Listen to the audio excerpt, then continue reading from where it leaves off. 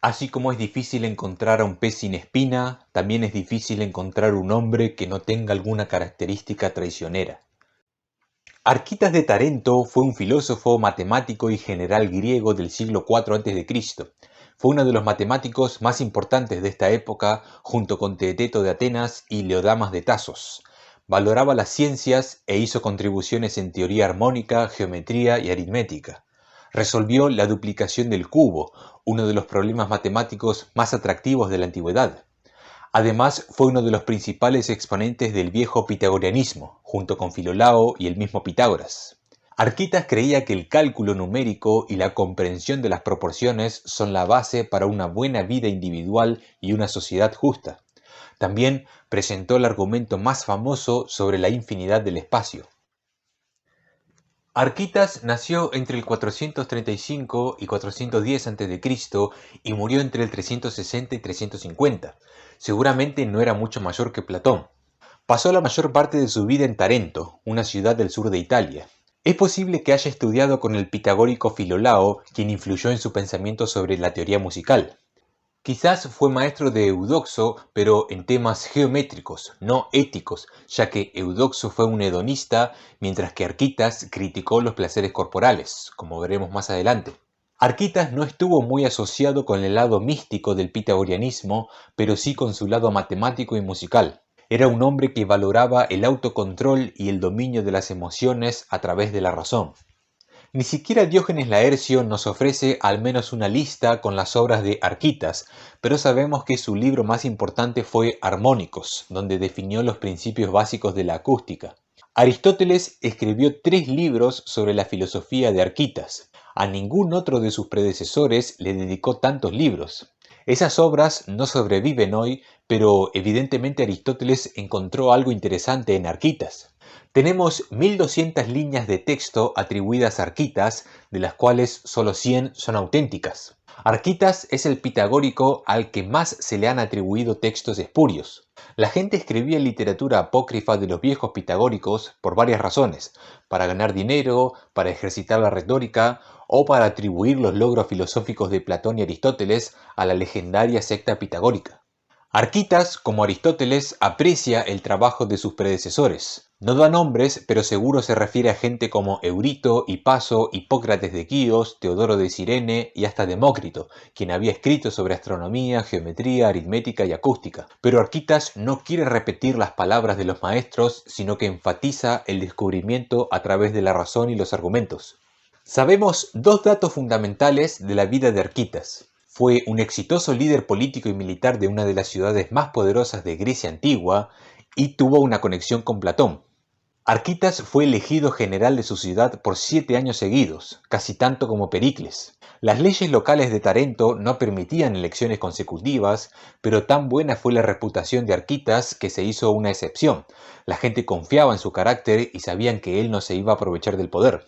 La mayoría de sus campañas era contra los mesapios y los lucanos, que no eran griegos sino itálicos. Ganó todas sus batallas y cuando tuvo que dejar su cargo por envidia de sus enemigos internos, la ciudad perdió inmediatamente. Esto también hace acordar a Pericles, quien fue removido de su cargo por los atenienses solo para ser restituido el año siguiente. Se ha dicho que Arquitas usó su conocimiento en matemáticas para diseñar artefactos de guerra que le ayudaron en su éxito militar, pero hay poca evidencia. Hay más reportes sobre las armas que construyó Arquímedes en el siglo III a.C. para defender a su ciudad del asedio romano. Arquitas es conocido por haber enviado un barco para rescatar a Platón de la custodia del tirano Dionisio II de Siracusa en el 361 a.C. ¿Qué tipo de relación había entre Platón y Arquitas y quién fue maestro de quién? Una narrativa común es que después de la muerte de Sócrates, Platón, a sus 27 años, buscó nuevas fuentes de sabiduría. En la escuela pitagórica encontró a Equécrates, Filolao, Eurito y Arquitas, quien pasó a ser su nuevo maestro en temas filosóficos y económicos. Incluso Platón habría llegado a ver a Arquitas como modelo para su concepto de filósofo rey. Esta historia suele ser seguida por autores romanos, quienes no querían que la escuela pitagórica, nacida en Italia, quede subordinada a la filosofía ateniense.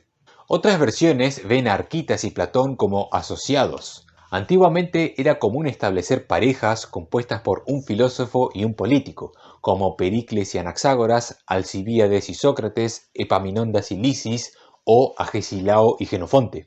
En otras fuentes, como la supuesta séptima carta de Platón, queda claro que Platón y Arquitas eran amigos del tipo práctico, en el sentido de que se repartían los roles de huésped y anfitrión por conveniencia.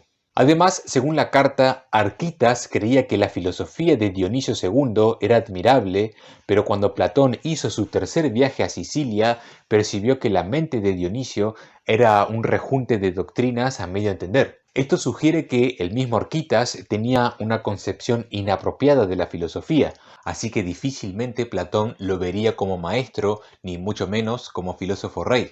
Suponiendo que la séptima carta es auténtica, aún así no es del todo fidedigna, ya que nos muestra solo el punto de vista de Platón. Aparte de la carta, Platón nunca menciona directamente a Arquitas, pero sí critica sus ideas sobre armonía y geometría en el libro 7 de la República. Quizás Platón más que nada veía a Arquitas como un asociado práctico y como un experto en matemáticas con el que tenía serios desacuerdos filosóficos.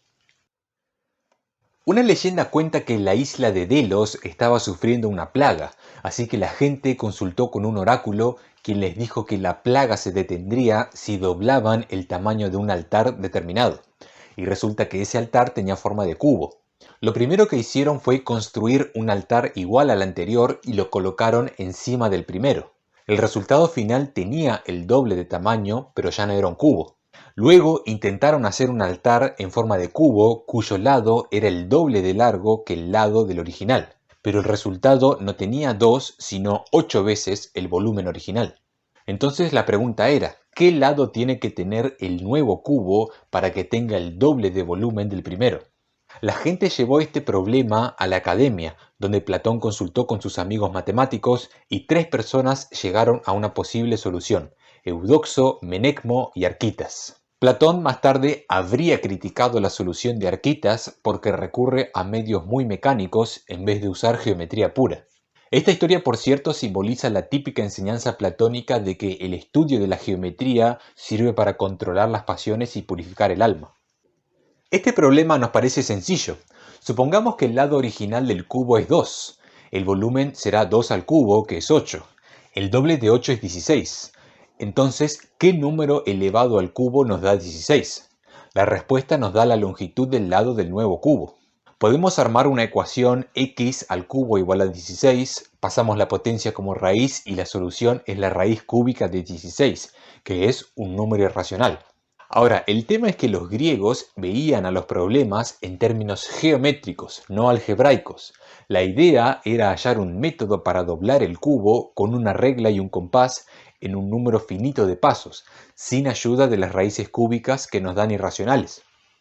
La solución de Arquitas fue preservada por Eutosio de Ascalón y es muy larga como para desarrollarla en este video, así que solo vamos a citar un comentario de Karl Huffman. Arquitas se basa en otro de los logros de Hipócrates, la reducción del problema de duplicar el cubo al problema de encontrar dos medias proporcionales, pero supera a Hipócrates al encontrar una solución. La construcción de Arquitas, que implica la intersección de dos curvas en la superficie de un semicilindro, es más compleja e imaginativa que cualquier cosa que encontremos en el trabajo de Hipócrates en Lúnulas y se basa en material de geometría sólida como el que aparecerá más tarde en el libro 11 de Euclides. Todo esto sugiere que Arquitas había dominado las técnicas de su predecesor y luego las había elevado a un nivel superior para resolver problemas que su predecesor no podía. Ahora leamos el comienzo del libro Armónicos de Arquitas. Me parece que quienes se ocupan de las ciencias distinguen bien y no es de extrañar que comprendan correctamente las cosas individuales tal y como son, porque habiendo hecho buenas distinciones sobre la naturaleza de los todos, probablemente también vieron cómo son las cosas en sus partes. De hecho, en lo que respecta a la velocidad de las estrellas y sus salidas y puestas, así como la geometría y la logística, y no menos importante a la música, nos transmitieron un conjunto claro de distinciones, porque estas ciencias parecen ser similares. Arquitas identifica 4 ciencias fundamentales: astronomía, geometría, música y logística. La logística es más o menos lo que nosotros llamamos aritmética e incluye el estudio de razones y proporciones. Quizás sea la primera vez en la historia en que alguien estableció lo que en la Edad Media pasó a ser conocido como el cuadrivio, las 4 disciplinas curriculares que deben ser enseñadas como preparación para la filosofía y la teología.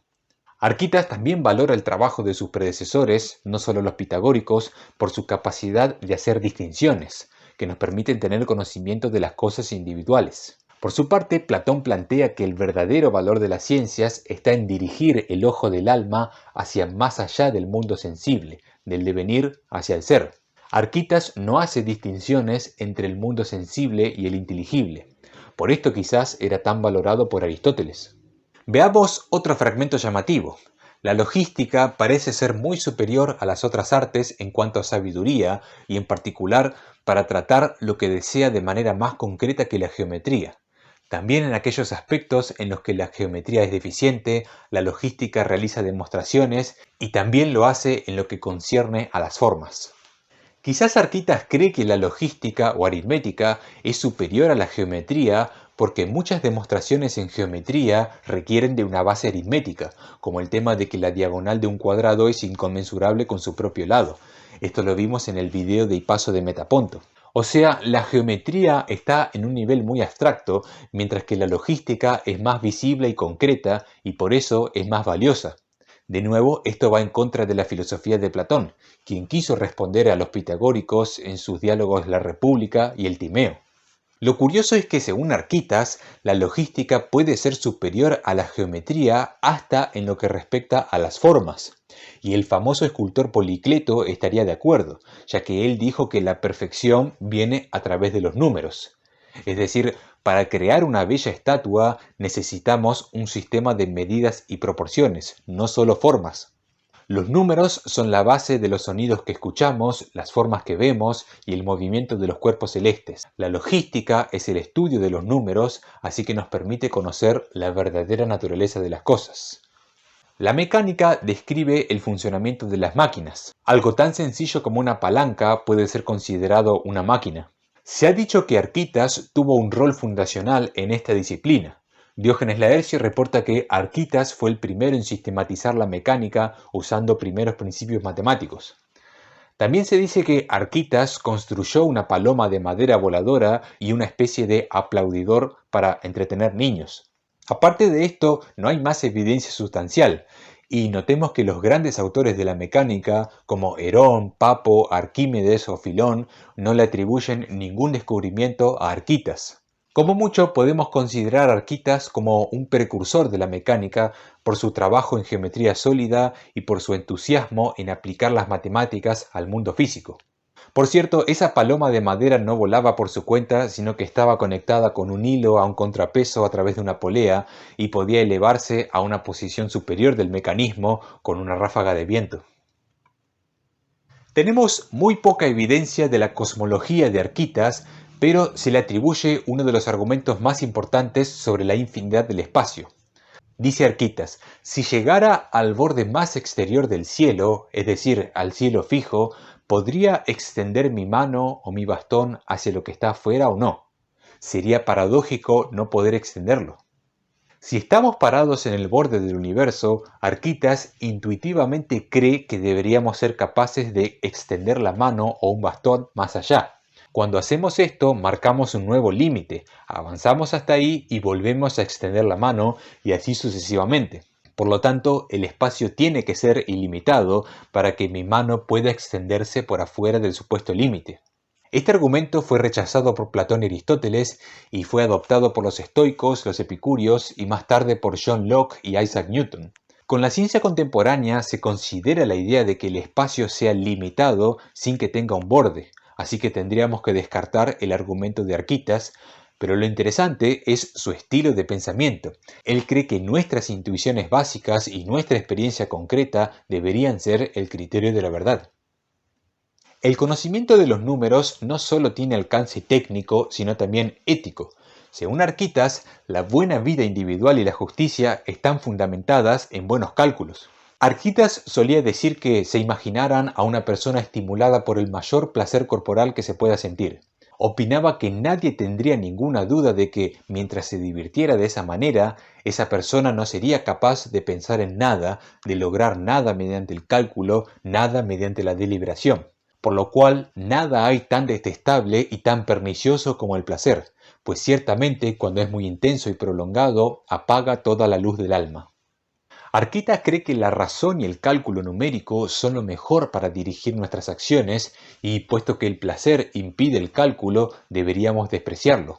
Notemos que este argumento se refiere solo a los placeres corporales, y Arquitas valoraba el placer de la amistad. Además, el cálculo numérico es la base de un estado justo. Dice Arquitas, una vez descubierto el cálculo, se detuvo la discordia y aumentó la concordia, porque la gente no quiere más de lo que le corresponde y la igualdad existe. Porque mediante el cálculo buscaremos la reconciliación en nuestro trato con los demás.